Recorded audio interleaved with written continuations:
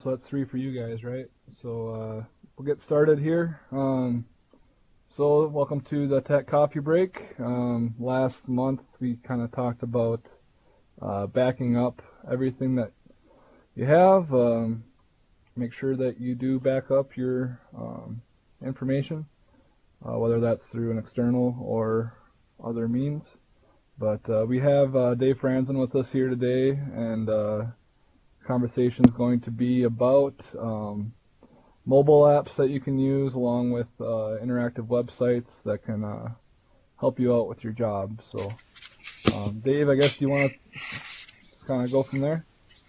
Yeah, I think so. Can you hear me okay? I don't have a monitor Yep. on this side. Okay, good. All right. So for the last so long, several years, we've had a nitrogen calculator for wheat and one for corn, and then most recently last year for sunflowers that I had programmers put on the web. So you can navigate to them very easily through my web page. But a lot of, you consult your phone a lot more than you do your desktop computer. And if you're a farmer or an ag consultant, you live in a pickup in the summertime. So most people use phones. So I hired a former master's student of mine, Honggang, and he had worked for about a year as a he did a lot of GIS work and programming for a aerial company in Valley City, but then the farm economy tanked and those kind of businesses have been winnowed out. So I needed somebody to program an app. I could never convince my son that it was a good idea for him to do it. And so Honggang has put these things up in just the last few months, and now he's working for other people around through me, but he's my technician during the summertime and my programmer in the off season. So if those of you that need an app someday would like somebody that knows what he's doing to do it, so they're available for Android and for iPhones. The iPhone he just finally got over the last hurdle. It was very easy for him to do relatively for the Android, but holy cow, I mean, there's something going on with Apple, but it was like pulling teeth to get that thing going. So basically, I don't know how much you want to know, but all you do is go to the App Store, which I think most of you are familiar with, for either the Android or for the iPhone, whichever you have, and then just type in North Dakota Crop Nitrogen Calculator, and voila, it'll come up, and then you just follow the instructions. And you can download the web version of these nitrogen calculators. I've been doing it for several years, but when you get my age, that small print is really tough, and it's a little bit harder to read and manipulate than the apps. So the apps just make it a lot easier to use.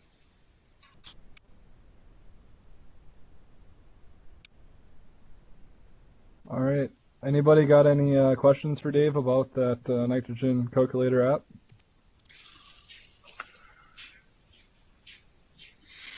I will say that we've announced the app both at big meetings and most lately in some of Abby Wick's small cafe talks.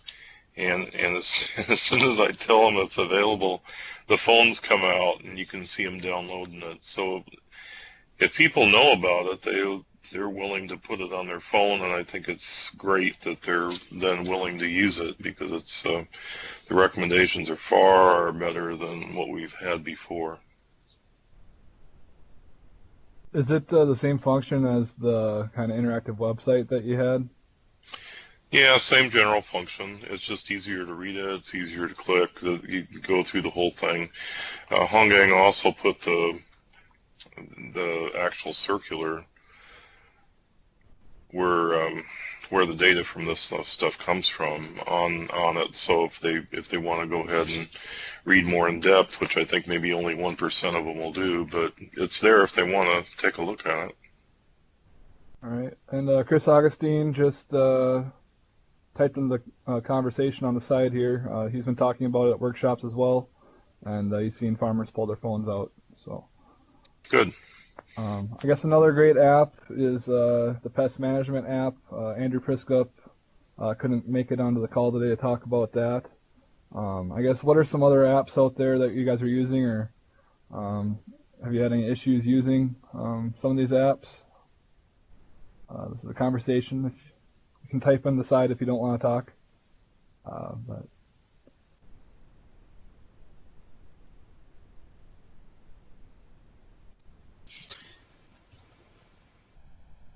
Hey Ryan, this is Chris. Hey Chris. Another app I use a lot is the Soil Web app. I use it on my iPhone and my Droid, and it uses the GPS in your phone to tell you what soil series you're on and what characteristics you should be seeing at whatever site. Usually before I knock on a producer's door, I hit the button quick and try to get a quick idea of what's going on out at the various location.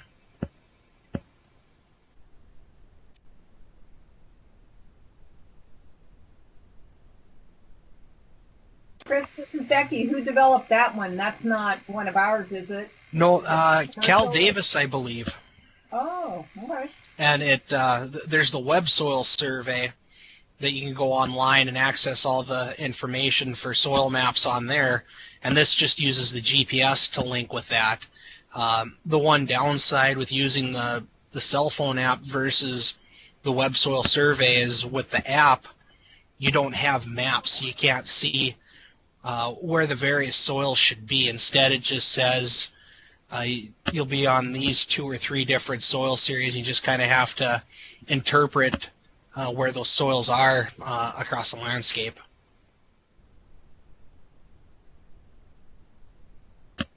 Yeah, thanks for sharing that, Chris. I know I've seen you pull that out a few times before, and that's been really helpful. Also makes you look smarter out there too, right? So. Oh yeah, you can sound smart in a real hurry if you cheat a little bit with that. All right. I guess Bob or Becky, do you want to mention any other apps, or does anyone else want to share an app that they've been using? We've worked on some disaster-related apps that we've gotten grants for, and Myriad Mobile has developed for us. So there is the Winter Survival Kit, which hopefully we won't need much longer this year, but it's very interactive. I can let Bob describe that. And we just came out with the Small Business Disaster Plan app. So it utilizes the functions of the phone. It's not just a mobile website, but it incorporates photos and things like that, where a small business owner or manager can walk around their warehouse or their office or whatever and take a picture of their inventory and include things like, okay, where are we going to evacuate to if we have to leave our building because of Lord knows what, or who's going to be our spokesperson if something happens, or who's even in charge if our business gets hit by a tornado. And if that person's gone, who's the backup person? And so I've really been marketing that recently with the Department of Commerce and Small Business Administration and folks like that. So if you have any business folks who need that, let me know. Yeah, and Winter Survival Kit, I mean, it's pretty straightforward, and most of you maybe have heard of it, but it is definitely our most downloaded app that we've done. And the idea is if you find yourself stranded, you can take out the app and do some things like if you've set them up in advance, notify your emergency contacts, find yourself on a map so that if you do have to call 911, you can relay that location to them, and set up some alerts to make your phone go crazy every 30 minutes to make sure that you're checking in, see that your tailpipe is clear, and just making sure that you're aware and alert and those kinds of things. So we've also developed a couple of other ones. You'll see them on that link that Becky posted in the chat. The disaster recovery log was the first one we did, I think. Yes, I think it was. and that is it's been recently updated within the last year or so, and is used for if someone does suffer a disaster. It's a way to keep track of your losses. So it's got different categories that you can enter stuff into. You can take pictures of the damage. You can make audio recordings if you want to just record your narration of what happened and those kinds of things, and kind of collect it all in one place and export it as a PDF that you could share with federal officials or insurance folks or whatever you need to do. So you'll find all those on that link. All right, thanks, Bob. Yeah, I mean, there's all these different apps out there, and the whole goal is to make things easier for you. But at a certain point, if you download too many apps, it'll be overwhelming. But the goal is to make things in your life easier. Anyone else have any apps that they're using, or on top of that, interactive websites that they're using to help either with their job or anything else? Or I just want to throw in here that I was doing the unthinkable and trying to do two things at once, but I got the weekly email from the National Sunflower Association on their highlights. They put this out every week, and the number one thing on their list is Nitrogen Calculator app, now available for Apple devices. So tells their growers how to access it. So I contacted the National Sunflower Association, the Wheat Commission, and the corn growers, and told them all that the new apps are out there. So they'll be advertising this on their newsletters. awesome. Yeah, from just I downloaded it here today just because I figure I'll need it at some point, and it seems fairly simple to use, pretty user friendly. I guess the goal is make sure that they soil test first, right? So they actually have the right That would numbers. be wonderful. Yeah. And Becky said, don't forget AgCom. They can help promote it as well. Ryan, this is Becky. Just a minute ago when you were talking about how apps make our life simpler and everything, I had no idea until Bob did 2 months ago, I think, AgCom webinar, that Excel could now do, it's called Survey, that you basically just create an Excel spreadsheet and it turns it into an online app that formats automatically for your phone. And then also, I don't know how many of you saw Dave Ripplinger's Qualtrics. Qualtrics does a fantastic job of automatically formatting for either web or your mobile device. So for some simple things that a lot of us do anymore, you don't even need a programmer like a lot of us have had to use in the past. If it's just gathering your own data or even doing some simple formulas, it's amazing what can be done now without, I shouldn't say this, but without having to pay Myriad big bucks for everything. So there are some things that we in AgCom can help you with, that if you just want to gather your own data, for example, while you're out with your phone.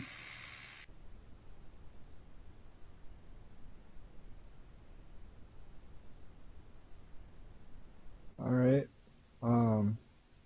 Anything else to add to the conversation on apps?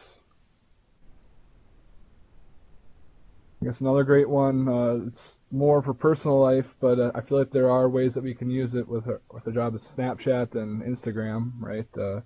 It's more communication and sharing, and that's a fairly way to connect with a lot of people out there. And this past homecoming, we did create a Snapchat filter, right, for extension. And I feel like we already talked about that a little bit at one of our past tech coffee breaks, but can reach a large amount of people in a short amount of time.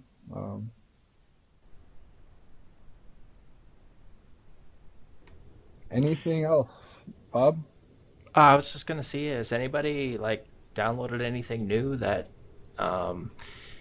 is helping you with anything? I know there's some to-do list apps out there. I tend to use sort of my old standbys, so I don't download a lot of new ones in terms of work productivity. I've used Evernote and some things for a long time, but I don't know. I'm just interested if anyone's got anything new that they've used on their as an app for personal or work productivity.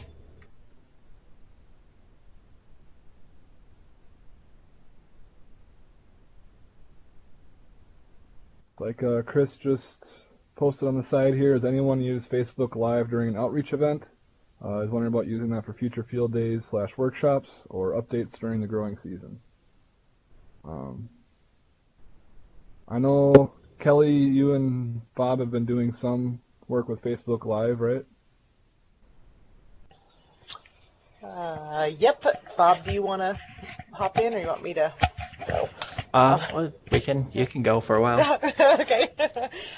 Yes, we have been using Facebook Live kind of just, we've done 3 Facebook Live events so far, and that we've utilized one of our specialists on campus. The first one we did, we kind of did a kind of behind the scenes of Sound Ag Advice radio recording with Daryl Richardson, the interim director of NDON.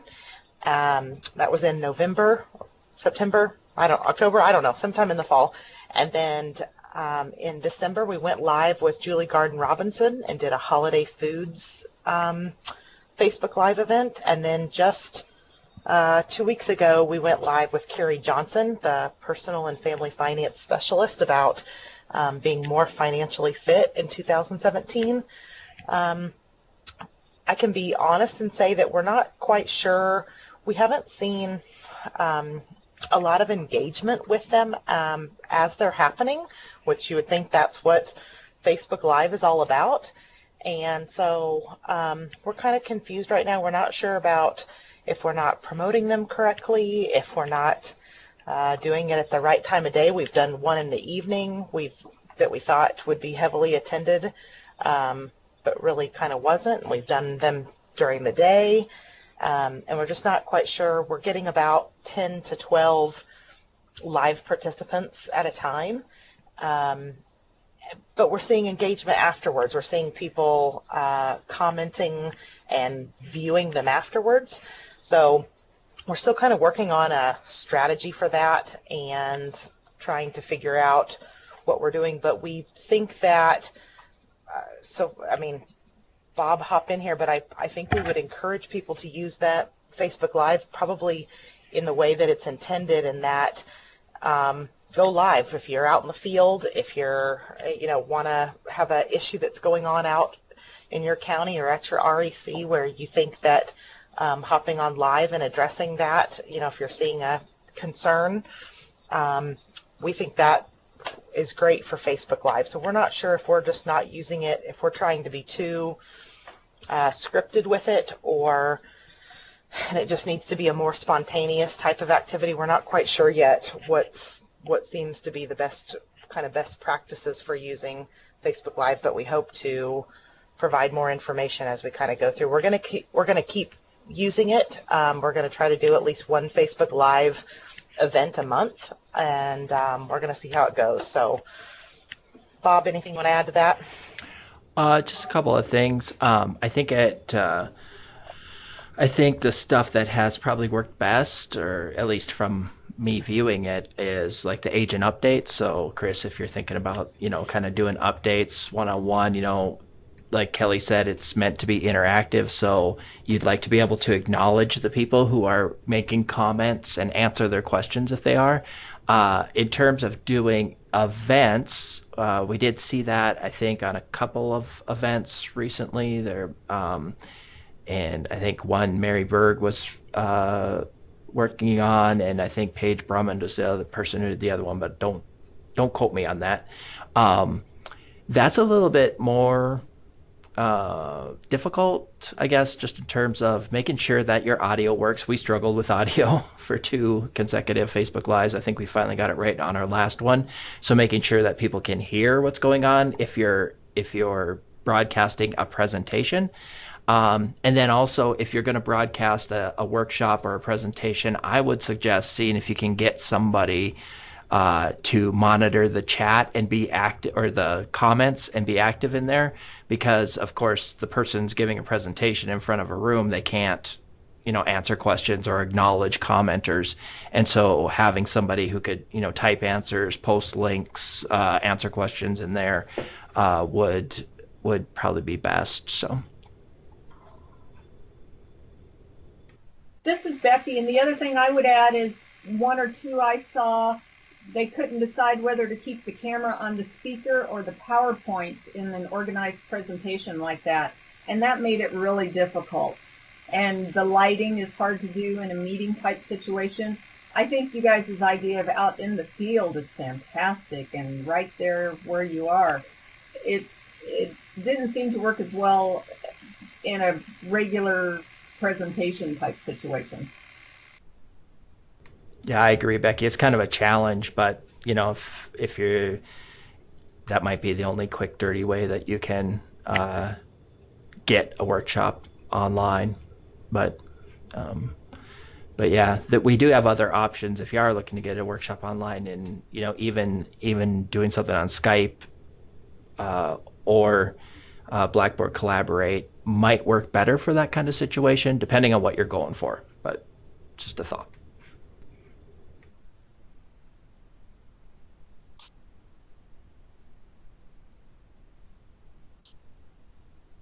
Well, there were a few different messages on the side here.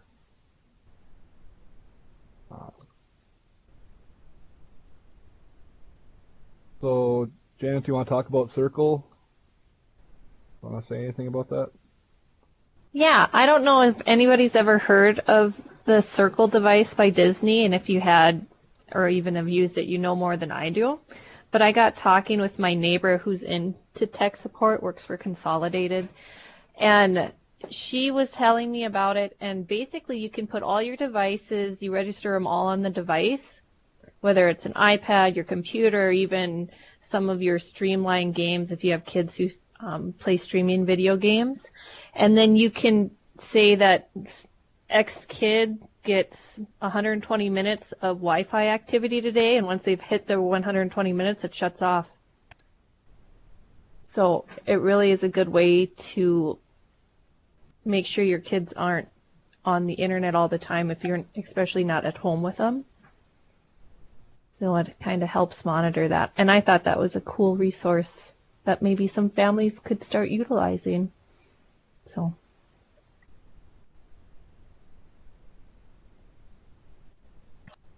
I know you need both the app and the device, though, to make it work. Okay.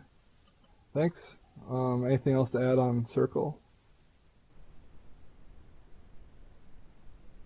There's also a comment about International Plant Nutrition Institute plant images. You can choose a crop, and it gives images of different nutrient symptoms. Am I missing anything in the comments here? I guess I did notice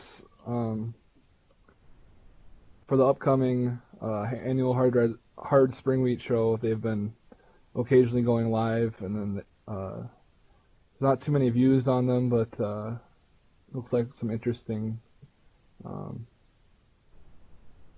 stuff right there. So I guess anything else to add on apps or websites that you guys are using, or that we should use more?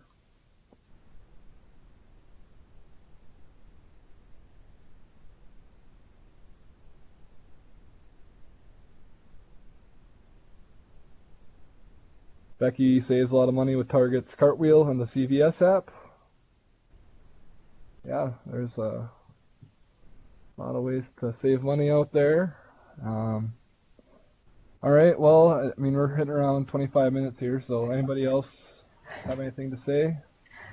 Can I just add, this is Janet again, that my personal favorite app still is the SoundHound app. I don't know if anybody's ever used SoundHound, but if you're listening to a song and you can't remember who sang it or what the lyrics are, you just push the little button and it registers the song and it tells you, and it'll give you all the lyrics, so you can actually learn the lyrics to some of your old favorites if you don't remember.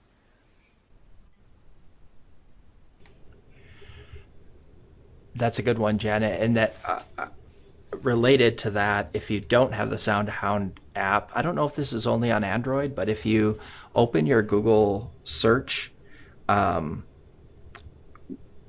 you go to do search, there's a little music note on it on your Android phone, and you can do the same thing. You can search by the sounds that you're hearing, and so I've used that to look up songs before. I also just asked Siri, what song is this, and she usually tells me. There you go. And shout out to Grant Maring over there for Snapchatting me. This is his first time in a tech coffee break. Hopefully he's enjoying it. So, I guess if there's nothing else, make sure you back up all your computer and stuff. And any other apps or anybody wants to talk about? Like Bar Chart is a good app for marketing clubs.